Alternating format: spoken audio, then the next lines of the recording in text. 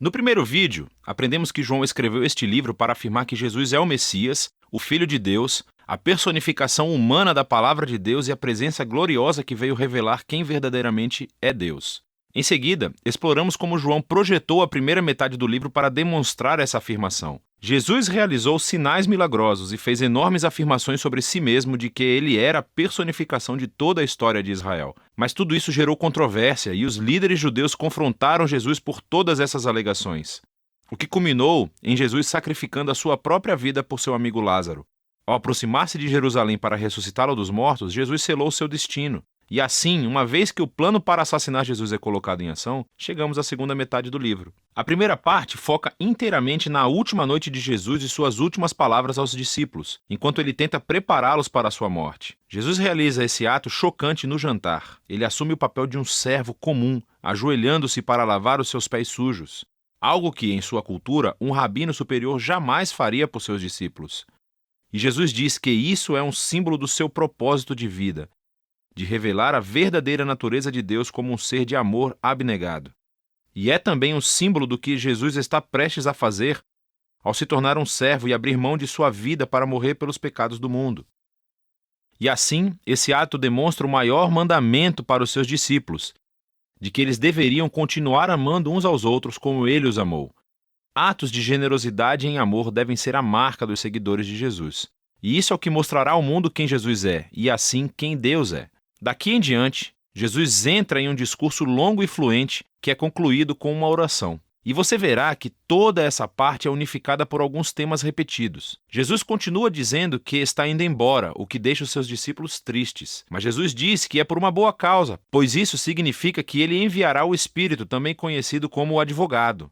Como humano, Jesus só pode estar em um lugar de cada vez, mas o Espírito é a presença pessoal divina de Jesus em qualquer lugar e em qualquer momento. E o Espírito fará várias coisas, afirmou Jesus. Então, lembre-se, para João, a única divindade do Deus único consiste no relacionamento amoroso e unificado entre o Pai e o Filho. Jesus diz que o Espírito é essa presença pessoal amorosa que irá viver no seu povo e atraí-los para o amor entre o Pai e o Filho. E assim, diz Jesus, seus discípulos são aqueles que habitam ou permanecem nesse amor divino, do mesmo modo que os ramos são interligados a uma videira. Ele descreve aqui como o amor pessoal de Deus pode permear a vida de uma pessoa, curando, transformando-a e a renovando. E tem mais.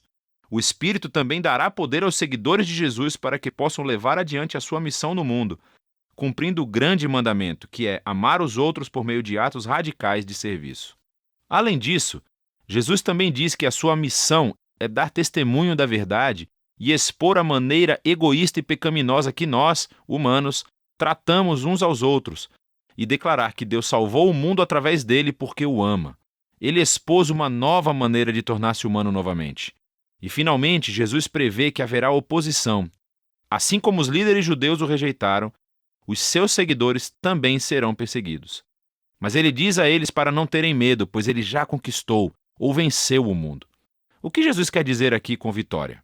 Ele não deixa claro. Mas isso nos leva à seção final do livro em que João nos mostra como é essa vitória, no estilo de Jesus. Os líderes judeus mandam soldados ir atrás de Jesus e de seus discípulos para prendê-lo. E quando os soldados perguntam qual deles é Jesus, ele declara, "Eu sou." E eles caem para trás. Isso é algo brilhante da parte de João. Essas palavras são o ponto culminante de 2 conjuntos de 7 exemplos em que Jesus usou a mesma frase. E tudo isso destaca uma das principais afirmações de João sobre Jesus. As palavras "eu sou", ou em grego ego e me, são a tradução grega do nome da aliança pessoal de Deus em hebraico que foi revelada a Moisés no capítulo 3 de Êxodo. Elas também foram repetidas muitas vezes em Isaías. E João, estrategicamente, colocou 7 momentos em sua história onde Jesus diz "eu sou", seguido por alguma afirmação surpreendente. Eu sou o pão da vida. Eu sou a luz do mundo, a porta das ovelhas, o bom pastor, a ressurreição, o caminho, a verdade e a vida, a videira verdadeira. E João criou também outras 7 histórias com momentos-chave, onde Jesus simplesmente diz "eu sou", ecoando esse nome divino. E assim, nesse relato da prisão de Jesus acontece o clímax irônico de todas as histórias, pois nela Jesus revela o seu nome divino, o poder e a vitória, precisamente no momento em que desiste de sua própria vida. Depois disso, Jesus é levado a julgamento por suas exaltadas afirmações de ser o Filho de Deus e o Rei de Israel, primeiro perante o sumo sacerdote e depois perante o governador romano, Pilatos, que precisava levar a sério qualquer um que afirmasse ser o Rei de Israel. E Jesus diz a Pilatos que o seu reino não é deste mundo, o que significa que ele é um rei e que o seu reino é para este mundo. Mas o seu sistema de valores radicalmente diferente e a sua redefinição de poder e grandeza, nada disso é procedente deste mundo. Pelo contrário, eles são definidos pelo caráter de Deus, que Jesus revelou através do seu reino invertido, que é resumido pela cruz. É o lugar onde o verdadeiro rei do mundo conquista o pecado e o mal, deixando-os conquistá-lo. E Jesus ganha a vitória sobre o mundo através de um ato de amor altruísta. Depois disso, o corpo de Jesus é colocado em um túmulo que é então selado. E no primeiro dia da semana, Maria e depois outros discípulos descobrem que, estranhamente, o túmulo está aberto e vazio. E de repente Maria encontra Jesus. Ele está vivo dentre os mortos. Agora a ressurreição de Jesus se conecta a outro padrão de setes no Evangelho de João. Voltando à festa de casamento em Caná, quando Jesus transformou água em vinho, João nos disse que este foi o primeiro sinal de Jesus. E ele também identificou o segundo sinal, a cura do menino doente, no capítulo 4. Mas depois disso, João passa a deixar você contar os sinais. E se você contar, vai notar que o sexto sinal foi a ressurreição de Lázaro do túmulo que Jesus realizou custando a sua própria vida. Esses e todos os outros sinais apontam para este sétimo e grandioso sinal no ponto culminante da história, a ressurreição de Jesus dos mortos. Ele confirma a afirmação de que Jesus é o Filho de Deus, o autor de toda a vida cujo amor conquistou a própria morte. Depois do sepulcro vazio, Jesus se encontra com todos os discípulos, envia o Espírito Santo como tinha prometido e os comanda, através do Espírito, a continuar sua missão do Pai entre eles. Depois disso, o livro conclui com um epílogo que explora a missão contínua dos discípulos de Jesus no mundo. Então, alguns deles estão pescando e não pegam nada. Jesus aparece na praia e, embora eles não o reconheçam, ele diz a eles para jogarem as suas redes do outro lado do barco. Quando eles obedecem, uma enorme quantidade de peixes é fisgada e só então eles o reconhecem como Jesus. João está oferecendo aqui uma imagem do discipulado de Jesus.